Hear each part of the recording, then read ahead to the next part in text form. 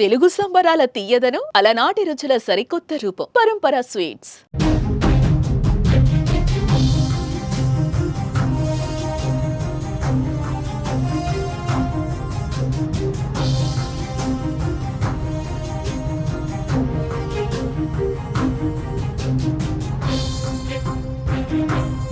భారత్ పాకిస్తాన్ సరిహద్దుల్లో యుద్ధ మేఘాలు కమ్ముకున్నాయి.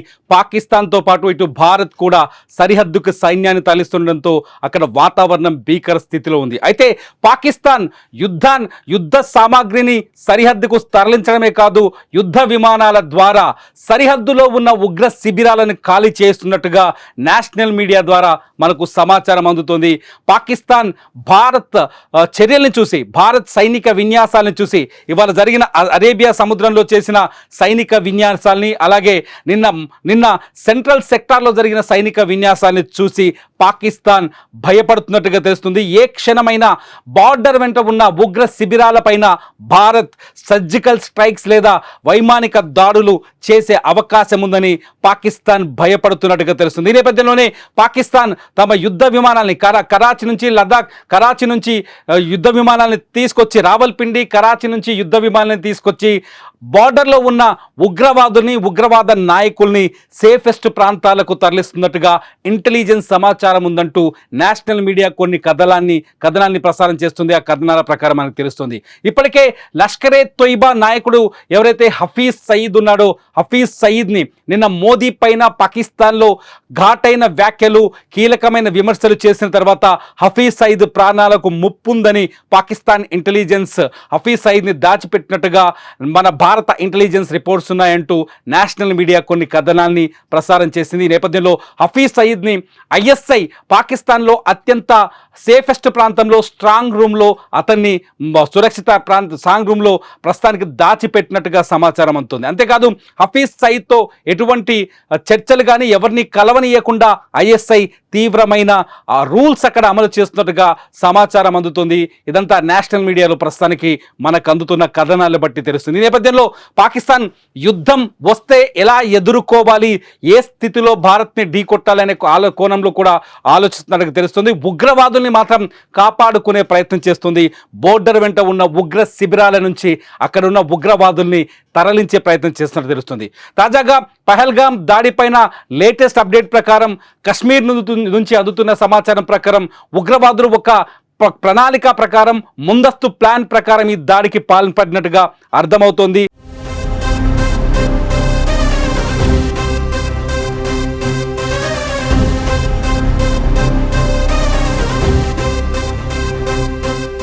కొద్ది రోజుల క్రితమే పాక్ ఆక్రమిత కశ్మీర్లో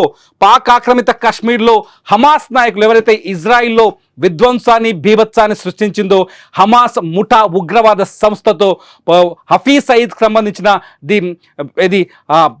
లష్కరే తోయిబాకు సంబంధించిన నాయకులతో హమాస్ నాయకులు కీలక సమావేశం నిర్వహించారు.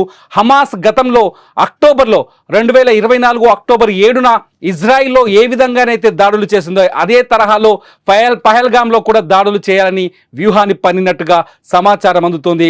ఈ నేపథ్యంలోనే ఎక్కడైతే సెలబ్రేషన్స్ జరుగుతాయో సెలబ్రేషన్స్ పైన అటాక్ చేయాలని హమాస్ ఇచ్చిన ఒక మ్యాప్ ప్రకారమే లష్కరే తోయిబాకు సంబంధించిన ది రెసిస్టెంట్ ఫ్రంట్ కాశ్మీర్లో ఈ దాడికి పాల్పడినట్టుగా మనకు అర్థమవుతోంది, సమాచారం అందుతుంది. ఇప్పటికే కాశ్మీర్లో అన్ని చోట్ల జల్లెడ పడుతున్నారు. అయితే పాకిస్తాన్పై యుద్ధం చేస్తే ఎంత సమయం పడుతుంది, పాకిస్తాన్పై యుద్ధానికి ఒకవేళ భారత్ సన్నద్ధమైతే, యుద్ధానికి సిద్ధమైతే ఎంత సమయంలో యుద్ధం పూర్తవుతుంది అనే అంచనాలపైన ఆర్మీ బలాబలాన్ని, రెండు దేశాల ఆర్మీ బలాబలాన్ని, శక్తి సామర్థ్యాన్ని అంచనా వేస్తుంటే డిఫెన్స్ నిపుణులు రకరకాల అంచనాలు చెప్తున్నారు. కేవలం 5 గంటలు చాలు, 5 గంటల్లోనే పాకిస్తాన్ని నేలమట్టం చేయొచ్చని ఒక అంచనా వేస్తున్నారు. ప్రస్తుతానికి ఒకవేళ భారత్ యుద్ధం జరిగితే, భారత్ పాకిస్తాన్ మధ్య యుద్ధం జరిగితే కేవలం 5 గంటల్లోనే పాకిస్తాన్ పూర్తిగా నాశనం అయిపోతుందని, భారత్ దగ్గర అంత శక్తి సామర్థ్యం ఉందని, అంత వైమానిక బలం, అట్లాగే ఆర్మీ బలం, నేవీ నుంచి బలం ఉందని, అంత శక్తి సామర్థ్యాలతో భారత్ ఉందని ఆ డిఫెన్స్ నిపుణులు అంచనా వేస్తున్నారు. ఇదంతా చూస్తే ఒకసారి చూద్దాం, ఇంతకీ భారత సైన్యంలో ఉన్న బలం ఎంత, పాకిస్తాన్ సైన్యానికి ఉన్న బలం ఎంత అనేది ఒక్కసారి సెర్చ్ చేస్తే భారత సైన్యంలో దాదాపు 14.44 లక్షల మంది క్రియాశీల సైనికులు ఉన్నారు. 11.55 లక్షల మంది రిజర్వ్ దళాలు, 25.27 లక్షల మంది పారామిలిటరీ దళాలు ఉన్నాయి. సైన్యం మందుగుండు సామాగ్రిలో ఆధునిక స్వదేశీ సాంకేతిక పరిజ్ఞానం అద్భుతమైన మిశ్రమం ఉంది. భారతదేశంలో మొత్తం 4201 యుద్ధ ట్యాంకులు ఉన్నాయి. ఇందులో అర్జున్ ట్యాంక్, T-90 భీష్మ వంటి ప్రమాదకరమైన ట్యాంకులు పాకిస్తాన్పై భారతదేశాన్ని అజేయంగా మార్చే శక్తిని కలిగి ఉన్నాయి.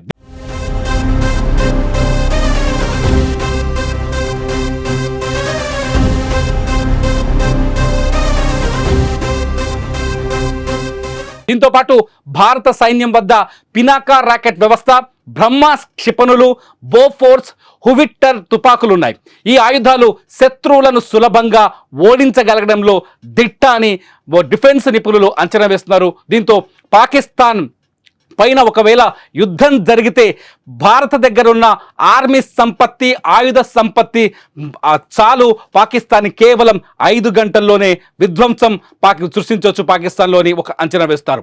పాకిస్తాన్ సైన్యం గురించి మాట్లాడుకుంటే పాకిస్తాన్ దగ్గర ఉన్న సైన్యం ఎంత ఉందని ఒకసారి లెక్కలు తీస్తే ఇంటర్నెట్లో అందుబాటులో ఉన్న సమాచారాన్ని క్రోడీకరించి చూస్తే కేవలం 6,54,000 మంది క్రియాశీల సైనికులు మాత్రమే ఉన్నారు. వీళ్ళు ప్రస్తుతం ఆఫ్ఘనిస్తాన్, బలూచిస్తాన్ ఏరియాలో పనిచేస్తున్నారు. ఎప్పుడైతే పహల్గామ్ దాడిపైన భారత్ తీవ్రమైన వ్యాఖ్యలు చేసిందో, సింధు జలాల ఒప్పందాన్ని రద్దు చేసిందో, ఆ క్షణంలోనే ఆఫ్ఘనిస్తాన్ బార్డర్ నుంచి, బలూచిస్తాన్ బార్డర్ నుంచి సైనికులని కశ్మీర్ భారత్ పాక్ సరిహద్దుల్లోకి తరలించడం మొదలుపెట్టింది పాకిస్తాన్. దాదాపు 3,742 యుద్ధ ట్యాంకులు ఉన్నాయి పాకిస్తాన్ దగ్గర. 50,523 సాయుధ వాహనాలు, 752 స్వయంచోదక ఫిరంగి యూనిట్లు ఉన్నాయి పాకిస్తాన్ దగ్గర. ఇది కాకుండా 692 రాకెట్ లాంచర్లు కూడా ఉన్నాయి. వీటితో పాటు పాకిస్తాన్ దగ్గర 2,627 ట్యాంకులు ఉన్నట్టుగా సమాచారం అందుతుంది. ఇవి మొత్తం కలిపిన మన దగ్గర, భారత్ దగ్గర ఉన్న దాంట్లో సగం కూడా కాదు. భారత్ను ఎదుర్కోవడం పాకిస్తాన్ వల్ల కాదు అనేది డిఫెన్స్ నిపుణులు వేస్తున్న అంచనా. డిఫెన్స్ నిపుణుల మాట ప్రకారం, వాళ్ళ అంచనాల ప్రకారం కేవలం భారత్ పాకిస్తాన్తో 5 గంటలు పోరాటం చేస్తే యుద్ధం ముగిసిపోతుందని చెప్తున్నారు. అయితే గగనతలంలో భారత వైమానిక దళం మొత్తం ఎంత ఉందో ఒకసారి చూద్దాం. దాదాపు 2,229 విమానాలు కలిగి ఉంది భారత్. వీటిలో 600 యుద్ధ విమానాలు ఉన్నాయి, 831 సహాయక విమానాలు ఉన్నాయి, 899 హెలికాప్టర్లు, 50+ UAVలు ఉన్నాయి.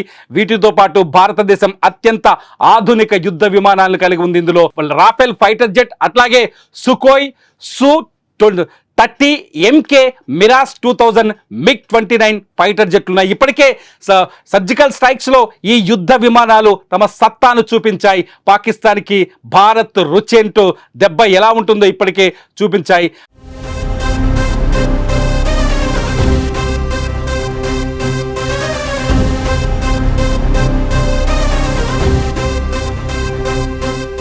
పాకిస్తాన్ భూభాగంలో ఉన్న ఉగ్ర శిబిరాలపై దాడులు పరిపెట్టాయి.